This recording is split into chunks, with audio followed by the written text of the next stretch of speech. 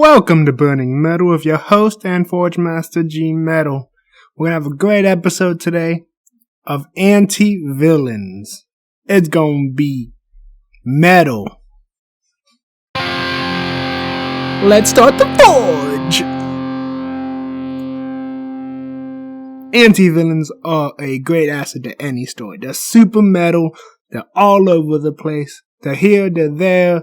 Listen, anti-villains are just great concept characters who are always still villains. That's a big key to them. We're going to get into the deeper meanings of anti-villains and everything that comes with them, with their values, how their backstories affect them, what their morals do. It's going to be so metal. Plus, the anti-villain never truly changes because he is who he is.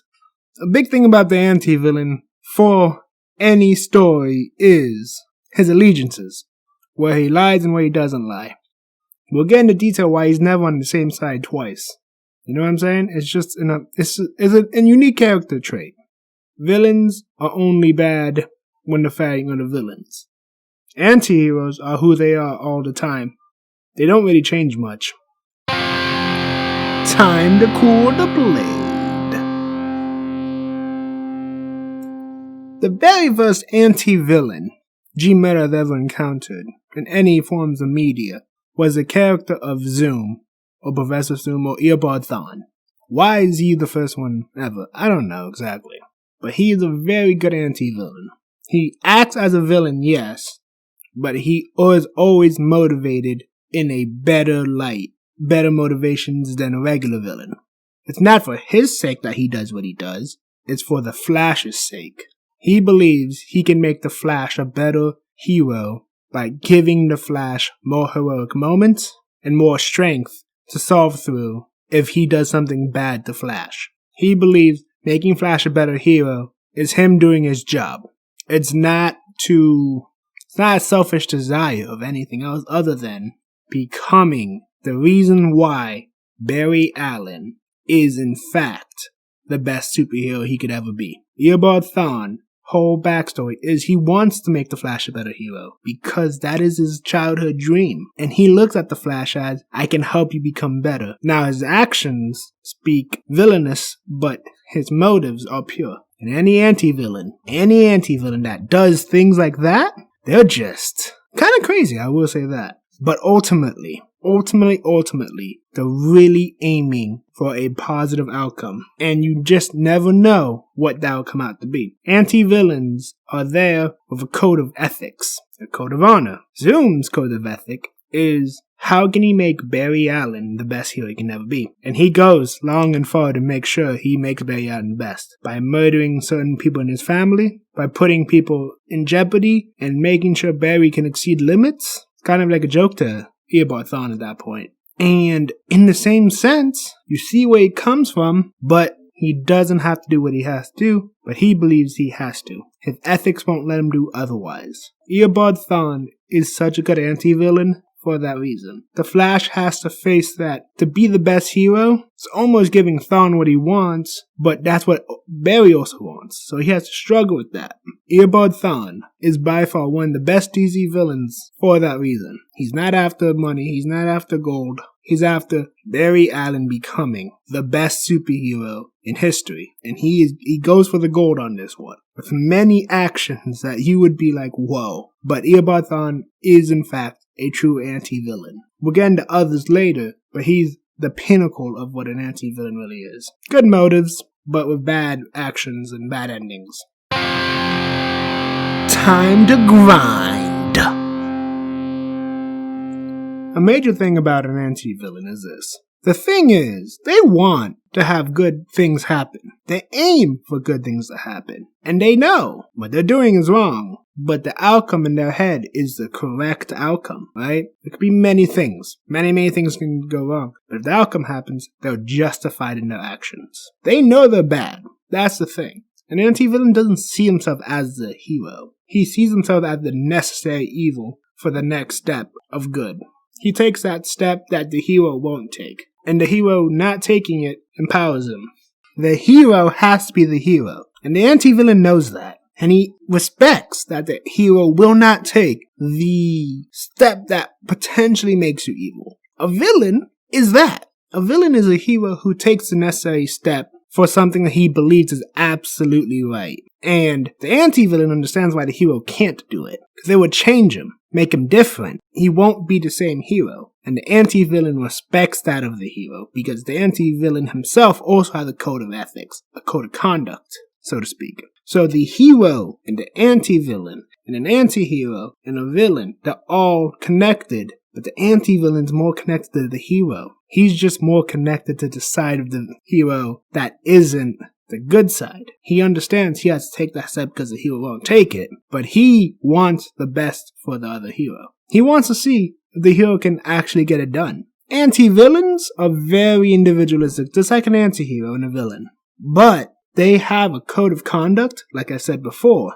And this individualism is what makes them the anti-villain. They stick to a rule set, and that rule set is what rules them. They're not unhonored. They're not dishonorable. They're not the kind of people you can't trust. As long as they align with you, motive-wise, you can trust an anti-villain. You really can. They will go all the way for you, because that's the kind of person they are. They're honest, they're forgiving, but they're ruthless, aggressive, and they know what they want. They're not unstable. They're a consistent person. They are a developed person. Just like the hero. They are a developed person just like the hero, who they know what they want and they go after. The anti-villain is the opposite of the of the hero. They're both motivated. They both know what they want. And they both think of themselves as someone who is a necessary thing for society. The hero, because you protect innocence. The anti-villain, because he is what pushes society into that direction. The anti-villain understands people's motives, understands people won't take the hard choice, but the outcome he believes could become a better outcome. The villain only looks for that kind of ending if it benefits him, if it benefits the cause he's been living his whole life. The anti-hero does not also fall into that. The anti-hero is someone who's teeter-totters, but because of his motives don't always fit what he's trying to pull off. He's trying to develop into what he wants to become. The anti-villain, on the other hand, is someone who is developed. He is someone who's ready for what he needs to get done, and he's ready to do whatever is deemed necessary to get it done. Whether that be motivating a hero like Flash, or in Fullmetal Alchemist, a character named Kimberly. Kimberly was a villain at first, and he did all the villainous stuff. But when one of the villains towards the end of the show went back on his own actions and code of ethics, he saw that the hero in that moment was more honorable than the villain. And he always viewed the villains as more honorable to begin with. So in that moment, he helped the hero out because the hero stood more to the anti-villain standards than the villain. So he's never ever standing on one platform. He stands on whoever stands with his ideals. And those ideals, though basic, very hard to live up to. The honesty, the self-understanding, and hard resolve, that's a hard thing to live up to. The anti-villain is all those things in one person. Let's test the fire. The definition of an anti-villain is very much the opposite of an anti-hero. And that is, a character with a heroic goal, personality traits, and virtues who is ultimately a villain. Their desired end, a good thing, but their means to get it is evil or wrong or undesirable or whatever you look at it as. You know what I'm saying? Like, it just doesn't always match how people should act. Society is very stringent on things. Society doesn't like change. So whether the act is good or bad is up to society's point, but the anti-villain is the guy who will go against the change of society. And it is something that is very ingrained in the character, because he is willing to make that sacrifice of a personal goal. He understands what it takes to get there. There are 4 types of anti-villains, okay? The first one is the noble anti-villain. What is the noble anti-villain? That's the one I've mainly been talking about, which is the one of a code of ethics, code of conduct. That he does bad things and he wants ultimate goals, but he has a code of ethics that he only follows. And if you follow his code of ethics, he'll help you or respect you in some way, shape, or form, and people inherently gravitate towards him because you can see it, right? The second is the pity anti-villain. The pity anti-villain is the guy with the sad backstory, who, by all accounts, deserves his outcome he desires, either by losing a family, or by losing a job, or anything in that vein, right? A loss of something, and he is now, in return, trying to get his life back. He's trying to get back what's his and the joy he once had. Or even the peace of regular people, right? Superman Zod is a good example of this anti-villain trope of the pity one. He lost his planet, and he comes to Earth to kill it, but because he wants to reinvigorate all the Kryptonians. He wants to bring back Krypton, because that is what he only knows what to do. That is his reasoning. Well-intentioned anti-villains are the third one. We all know them. It's the people who want to make you a millionaire. Or who, I don't know, like Luthor's. Well, if he's an anti-villain in this case, a well-intentioned person who really does want that good thing to happen, but because he doesn't believe in all good things, and he doesn't believe that good things can come from the system that you're born into, you must do negative things, bad things. And a well-intentioned anti-villain, spot on of what people can do. A mercenary, an assassin. He just knows he has to get stuff done, and he's out for the good of mankind, or the good of the good, right? But he's pushing other stuff because he knows that good people either stop him towards the end, or his outcome will ultimately be a good outcome in his head. Last but not least, I would have to say in this, it's the villain only in name. This one's a unique one.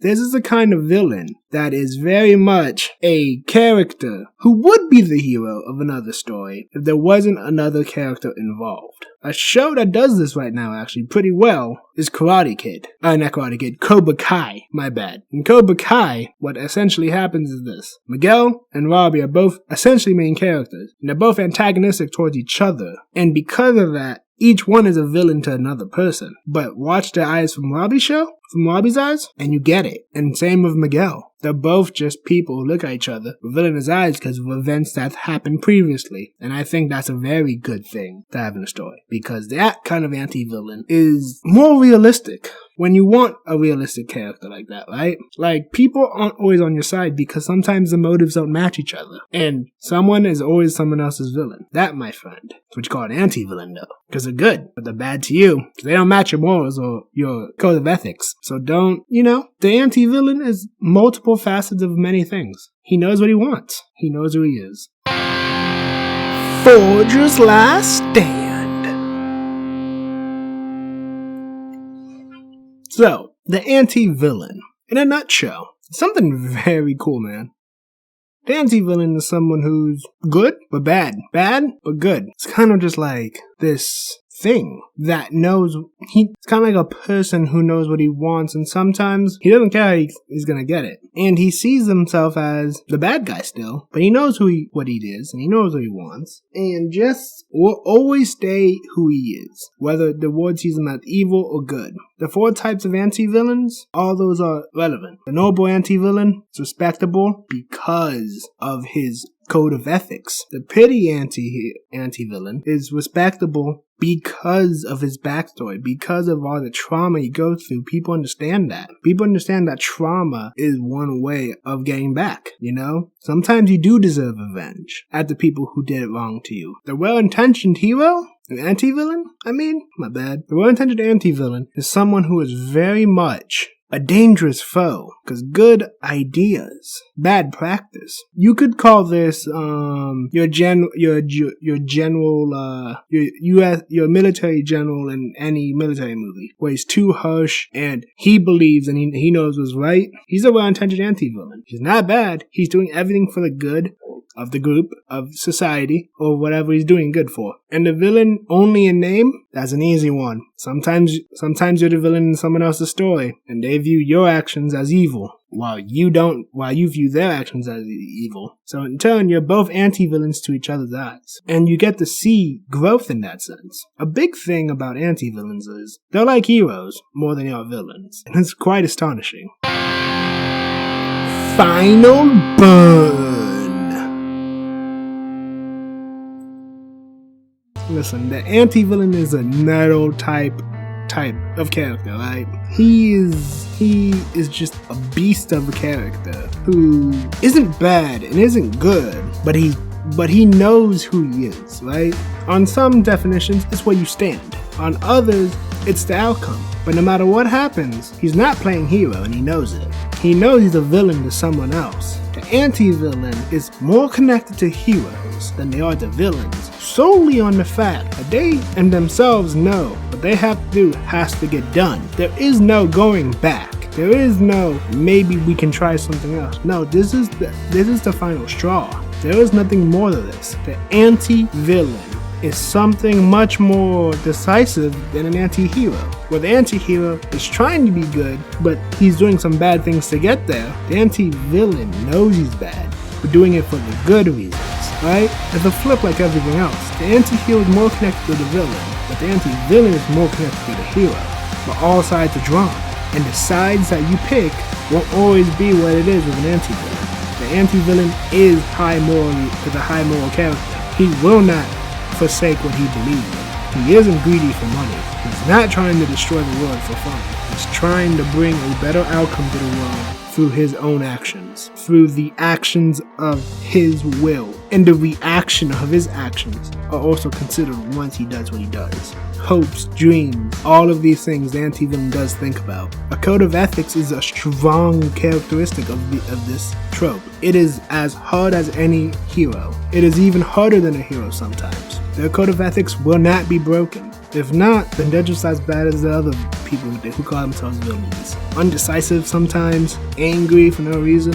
They're logical. They think of everything. And that, my friends, G-Metal loves about the anti-villain. They are all over the place, they know what they want, and there is something admirable about them. There is something good to learn about everyone. Remember that one. Hey, it's G-Metal. I thank you for everything that's coming. I have a lot more fun episodes planned for the future. I appreciate anyone that comes here and listens to these podcasts. If you have any ideas, anything you want to hear me talk about, send to my social medias. But other than that, to everyone who listens, stay metal and be yourself.